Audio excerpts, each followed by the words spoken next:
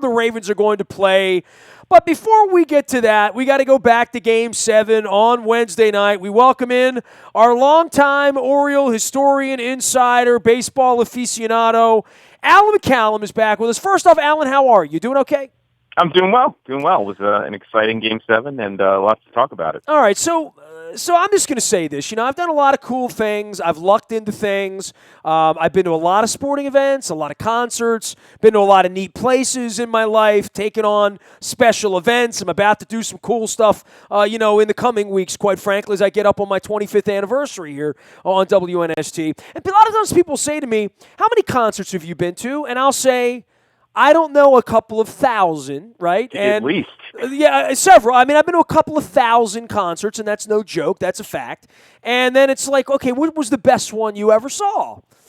And, I can tell you this. I've been to a lot of hockey games. I've been to a lot of baseball games. I've been to a lot of soccer games. I've been to a lot of basketball games. But I've been to a lot of basketball games, but not like someone who's covered basketball, and I can pretty much tell you that if you were to say to me, what was the best baseball games you've ever been to, right?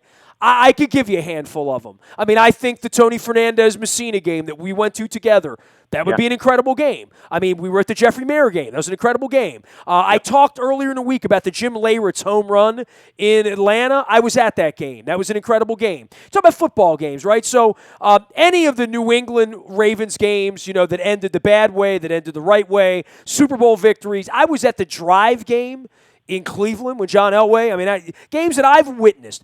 Baseball games, okay. I mean, I'd have, I would put the Zito crotch chop game in Oakland. I was at that game, Tejada's last game. That was an incredible baseball game. I was at the Joe Carter home run game in '93 in Toronto. I mean, walk off to win a World Series. That's an incredible game, right? Game Absolutely. 7 the other night, if it's not the greatest baseball game of our generation with Carlton Fisk and with Carter and with some other things, it's in the conversation, and I know it's an instant classic and all of that. But boy, did that game have everything, Alan. So, yeah, first off, let me say it was a great ending to the World Series. I'm sure there'll be some people that will debate how good the series was because the games are sort of, with a couple of notable exceptions, were one-sided to one degree or another. Yeah, the Gonzalez single against the Yankees, right? I mean, that was another one of those moments where the thing turned. I mean, obviously the Jose Mesa thing is where, we've had a lot of cliffhanger Game 7s, but none that were extra innings with a rain delay between the Cubs and the Indians. I mean, that sounds like something out of a stupid movie made back in the 80s, right? The game was a classic, but I'm going to debate how great it was. It was a sloppy game. I mean, there were 4 errors. Fair enough. There were a lot of mistakes. The best Game 7 that I remember is Twins Braves '91. Sure. Jack Morris pitching into extra innings, Twins winning on a walk-off. I mean, the Game 6, we'll see you tomorrow for Game 7. That speaks for itself, right? And we'll see you tomorrow night. I mean, that was probably the best World Series top to bottom I can remember. Well, Tim Wendell wrote a book about it. I don't know if you've read it or not. Tim comes on the show often. He was here earlier in the week. Go check out his book. It's wonderful. Yeah. So I'm going to say that, in my opinion, that's the best Game 7 I can personally remember. But this one was fantastic, and it did have everything. Huge managerial decisions, pitching successes, pitching failures, a great comeback late in the game. Young stars. Absolutely. Aging veteran that gets carried off by his teammates for being a backup catcher his whole career, who was just a guy you wanted on your team. The end of a 108-year quest to win a world championship again, and Theo Epstein, quite frankly, being crowned one of the great front office men in the history of the sport. So. I wanted to roll this Chapman to be a GOAT for all times. I really did. I mean, let's start right there. We talked last time about. I certainly felt that Terry Francona had used Andrew Miller a little too much in Game 4. The Indians were up 7-2, and he brought him in for 2 innings. Now, I think he was being warmed up before they took that big lead. So I can understand having him come in and be used for one inning, but to be used for two, I thought was overkill and unnecessary. Certainly, it's hard to say that having him come in Game 4 affected him Game 7, but being seen as much as he was by a team as good as the Cubs, sooner or later they're going to try and figure it out. Not to mention exhaustion and overuse in general in the postseason, going a month over what most players are used to. So I certainly thought that played a part. And then Joe Madden, both these guys often being considered geniuses, did the same thing with Chapman in Game 6. Number one, why do you need to bring him in? If you can't trust your bullpen with a multi-run lead with a couple innings left, what does that say about the club? And as everyone sort of said, it's going to wear him out for Game 7. So what are you doing? So there were both managers making what I thought were questionable decisions over the course of the series, and they both showed up in Game 7. And then that's sort of the short-term decision. And then I talked to you about it. We talked about it last time, that sort of a long-term decision. I thought Kluber going on short rest as many times as he had in the World Series could affect him. I think maybe the long-term issue was that he didn't use Ryan Merritt as a starter. And again, I understand how insane it was that they had to throw a kid who'd thrown one start in the major leagues in a postseason game in the championship series, but he showed up strong, at least for the 4 innings that he pitched in, and helped them set up the rest of the series and get through it. And I would have liked to have seen them do that so that, one, you didn't overthrow Tomlin and Bauer, and that you gave Kluber an extra day.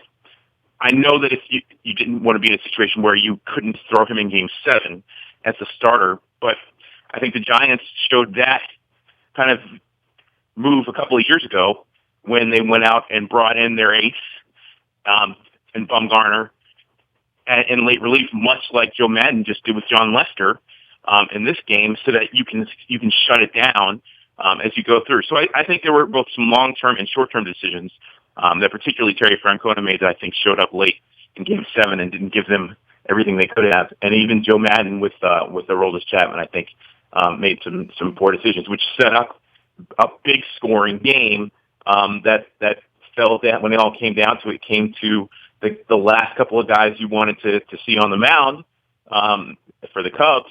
And then Brian Shaw, who is good, but I think the rain delay affected him probably more than anybody. And then finally, in the 10th inning, when Schwarber leads off, and the sacrifice, the ball that gets caught in the wall that allows the runner to move up to second. When they decided that they were going to walk Rizzo, the first thing that went through my mind is the last guy I want in this situation gets a big hit is Zobrist, because he's going to do it.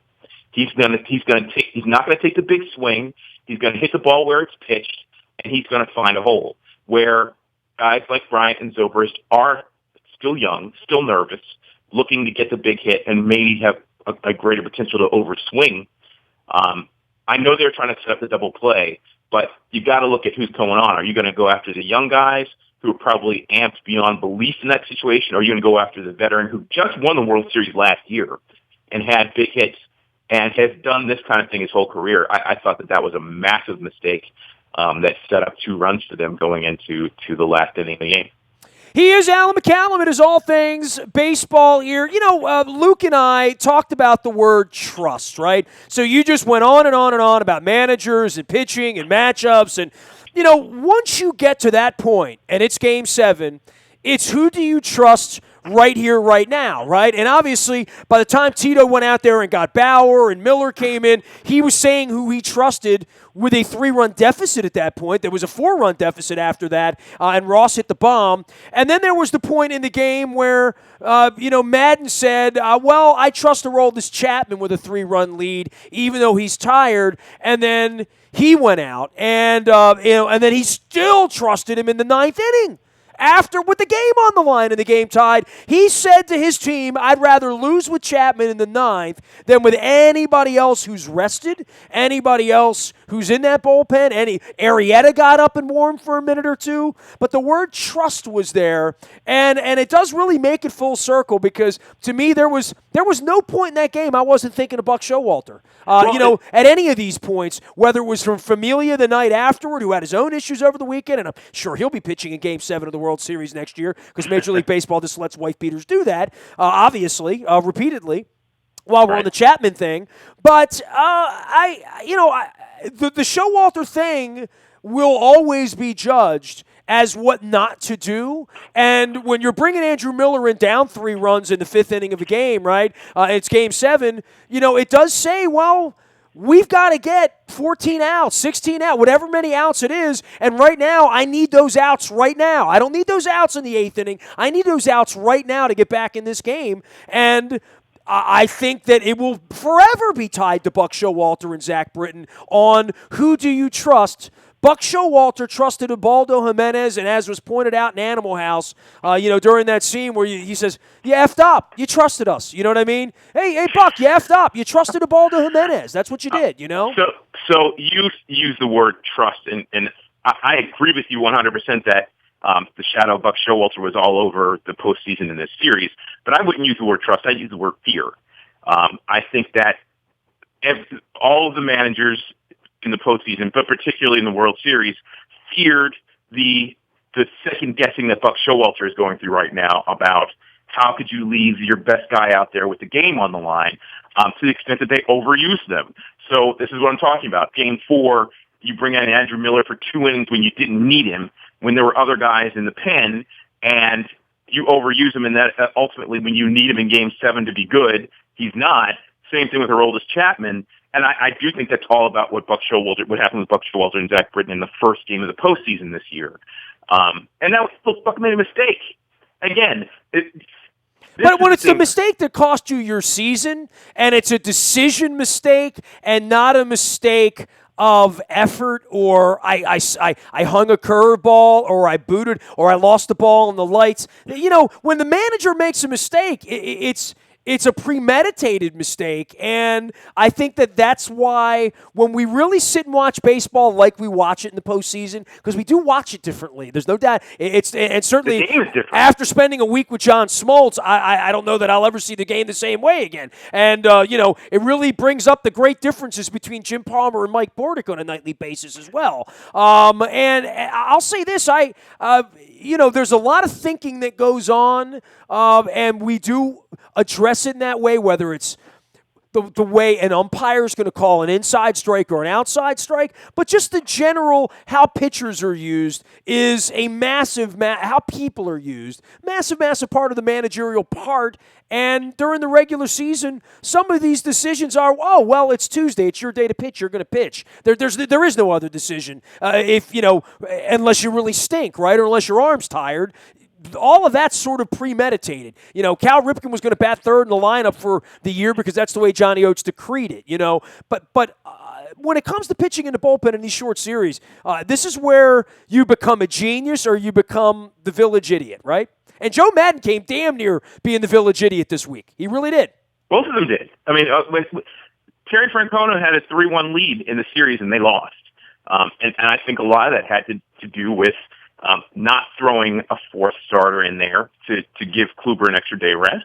I think part of that was overuse of 2 guys when he had other guys in the pen that got him there. I mean, you just think back to the game where Bauer goes out in the first inning against the Blue Jays, and he had to go to his bullpen. And that is, of all the games in the postseason, that may be the most memorable, that they won a game against the Toronto Blue Jays in Toronto when their starter went out in the first inning, and they basically shut them down for the bulk of the rest of the game. I mean, that said a lot. And then he went on to not trust the guys that he had to go to in those situations. Look, trust is fleeting when it comes to pitching, brother, right? I mean, right. It is fleeting. It's one thing to be in the 11th inning and still have guys like Zach Britton and Dylan Bundy who had been good to brilliant through the entire season and have not thrown them, and be in the fifth inning of a postseason game and bring those guys in, your best guys in the moment when you have other options. Because as I said to you then, and I'll say to you now, it's a tricky thing to put pitchers who have never been in that situation into a situation in that moment of the postseason. Now, there's a big difference between John Lester and Madison Bumgarner and Ubaldo Jimenez, and who you're going to put in that situation, and what you're going to go down, what you're going to sink your ship over. Yeah, right? who's going to? It's exactly what I was going to say. Who's going to be the one that you're going to allow to sink your ship? Right, literally. So if you go down with John Lester or Madison Bumgarner, you can look everybody in the eye and say, "Hey, you know what?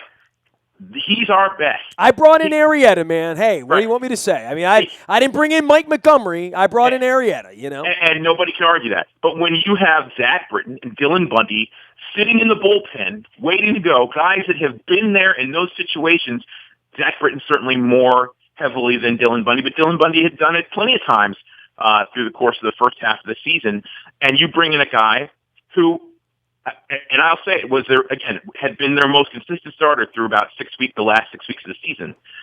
But you weren't bringing him in to start. Let's start with that. Right. When he struggles early, and he's in a situation that he's never been in. And you have to remember that this is a guy who, for 4 months of the season, had the highest ERA, not on the team, not in the league, in the sport. And you go down and sink your ship with those other two guys in your bullpen. There's a mountain full of difference. And we still talk about it a month later. And, but that being said, in this World Series, bringing Lester into Game 7, that unto itself is dicey, right? I mean, yes. Let's start with the fact that he can't field the ground ball, which cost him a base runner. He can't hold a base runner on after. I mean, So John Lester needs to lay on a couch and talk to someone. You know what I'm saying? I can't have that on my team at $25 million to throw. But that being said, they pulled him out of the bullpen, and he did okay, right? I mean, and some guys do better on one-day rest than others do, right? You say that he needs to lay on a couch, but he would say, "That's fine. I've got three rings." And I'm going up for the Cy Young, one of the top candidates for the Cy Young in the National League this year. So, I mean, it's to each their own. But it was a dicey thing when you have to bring him into a game where, yes, you're up by a few runs, but you've got the team that stole more bases than I believe any other team in the sport. You better be good. And again, as good as he was, we saw he struggled early on. I mean, two of their 7 runs scored because of a wild pitch that allowed 2 runs in when he first came in. It is hard to come in a situation that you were completely unfamiliar with, even if you are one of the best pitchers in the game. So I say again, whether it's Terry Francona, Joe Madden, Buck Showalter, or the like, if you think you're going to win, the Indians are an incredible story because they went to the World Series and missed basically 2 to 3 members of their rotation through a good portion of the postseason, and they took it to the extra innings in Game 7. So, I mean, I give them all the respect in the world. But throw the catcher in there, too, by the way. Throw him in, too. Right. But they had other options, other quality options that Francona chose not to use repeatedly. And in Game 7, the lack of choosing those and the exhaustion factor for his best starter and his best reliever showed up, and it really cost them when it was all said and done. Kluber's stuff looked flat by comparison to his previous starts, and Andrew Miller, whether he was tired or they had seen him too much, or a combination of both, and probably combination. There were other options, and they didn't use them, and it showed up. And frankly, after being up 3-1, cost them a series. It really did. Alan McCallum talking all things World Series and mixing and mingling some Cubs and some Indians and some Orioles.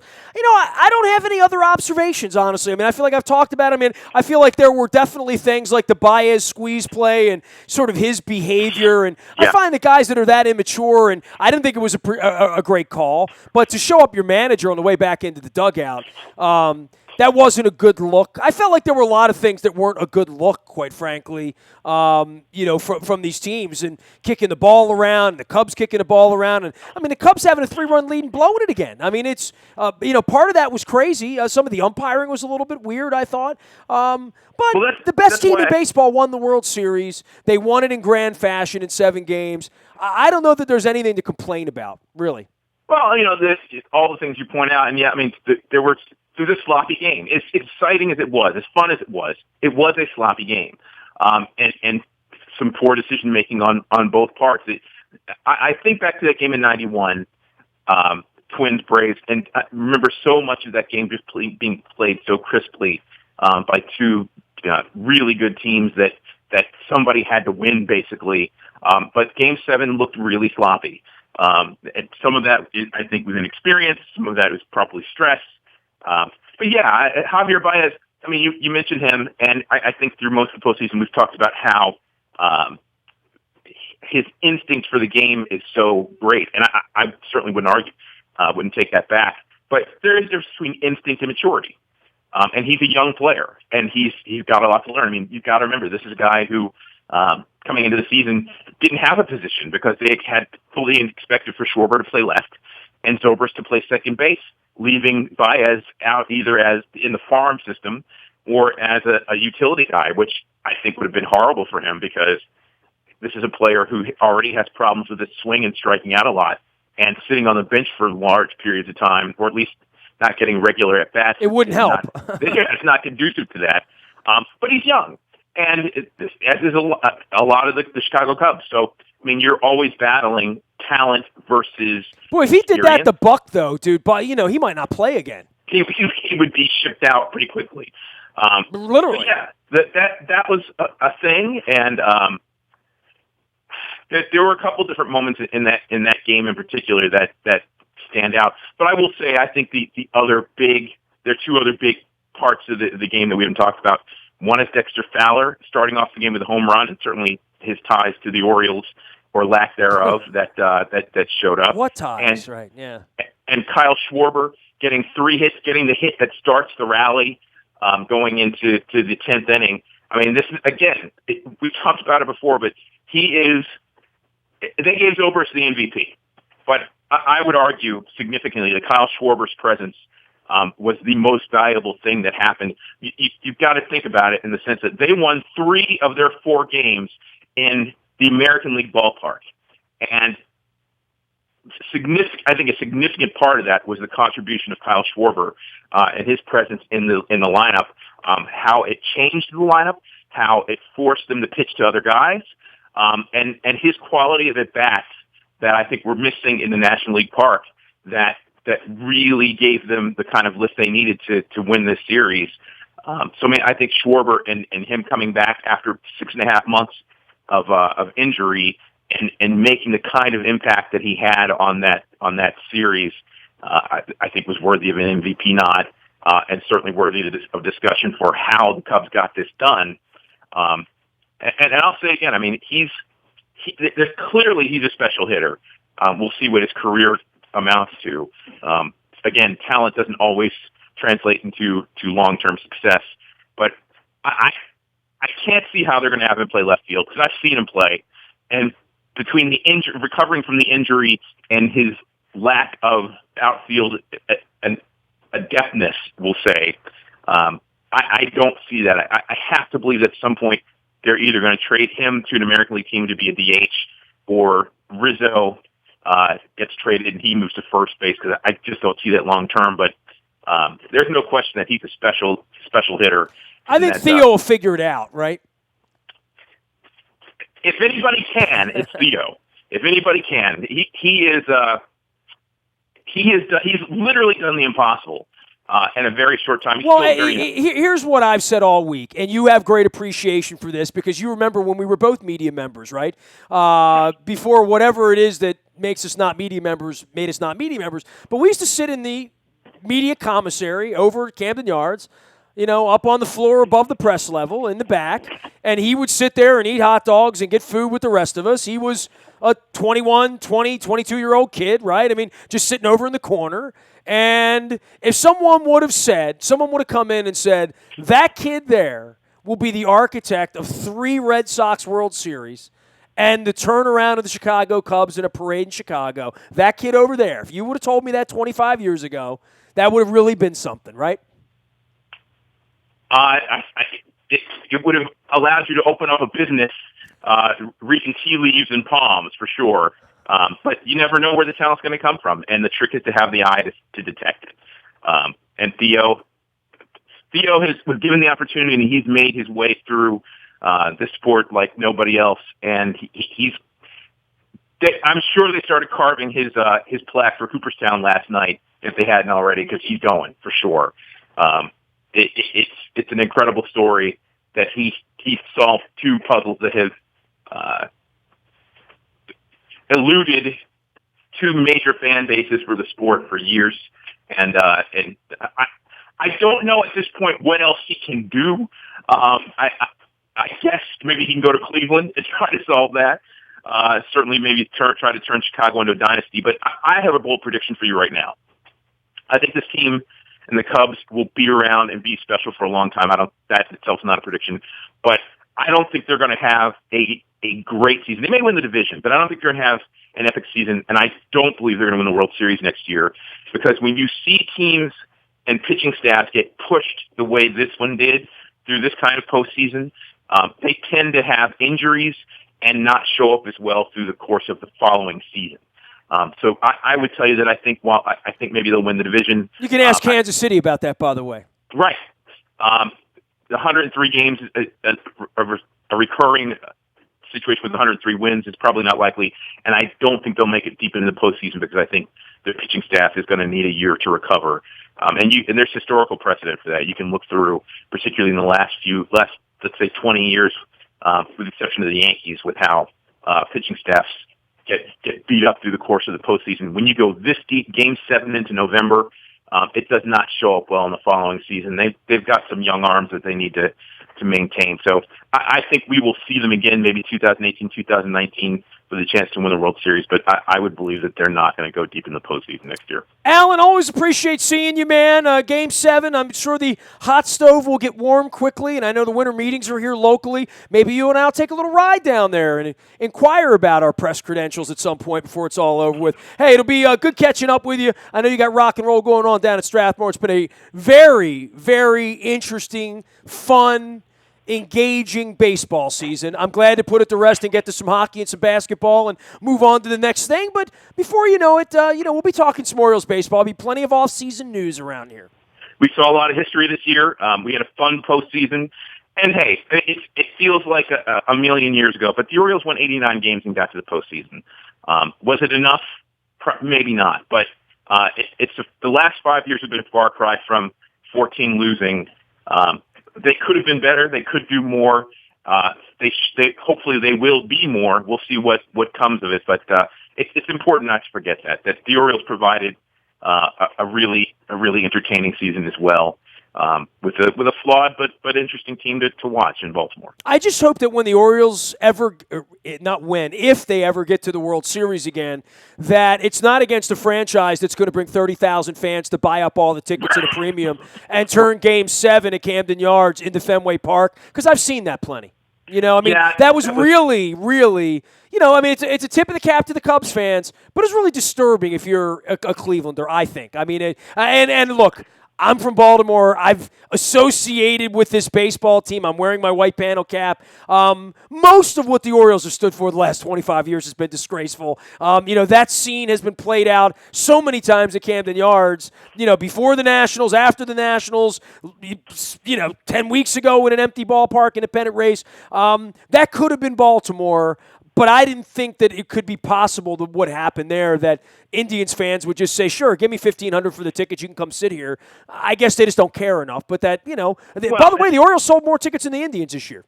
It's also a workmanlike town that probably doesn't have quite as much money for that kind of price as Chicago, so that's one thing to keep in mind. But, I know one thing in the offseason we can certainly debate there's a lot of discussion about attendance at Camden Yards, but I can tell you, I mean, you look at NFL, Major League Baseball, concert halls, all around this country right now, attendance to these kinds of events is being depressed.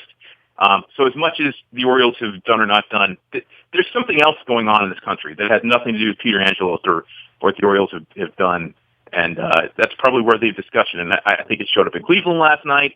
And it's certainly it's going to show up with the Steelers on Sunday here, as it did with the Raiders and the Redskins. Yeah. And it's not just a Baltimore thing. I agree with you, but the Cubs fans wanted it. But people are willing to pay a premium for the Rolling Stones or Bruce Springsteen or the Cubs. You know what I mean? They're not willing to pay a premium to watch the Yankees play .500 baseball at that price, and that's a fact. There's no question about it. So I mean, the quality of your product is I guess more paramount now than ever because Golden State Warriors and the Cavaliers don't have any problem selling tickets. Everybody else does, though. Fan bases are more discerning because they need to be because the cost demands it and there are other things going on. So discussions for another day. Are you calling me a fair weather fan, Alan? I'm not a fair weather fan. Yeah. Hey, I'll see you later, man. Have a great week. All right, Ness. Game 7 in the books, the World Series done. And yes, I've never said this in my life, but the Chicago Cubs are the world champions. The Buy a Toyota Audio Vault is there 24 hours a day from anywhere in the world on your mobile device by downloading the TuneIn Radio app. We come in crystal clear from anywhere in the world, Chicago, Cleveland, Eastern Shore, wherever you are. You can also find the morning newspaper in your email inbox at 7 a.m. each and every morning. That's powered up by Planet Fitness and PlanetFitness.com. Last but never least, breaking news. Orioles are going to hire a pitching coach. Ravens are going to have injuries.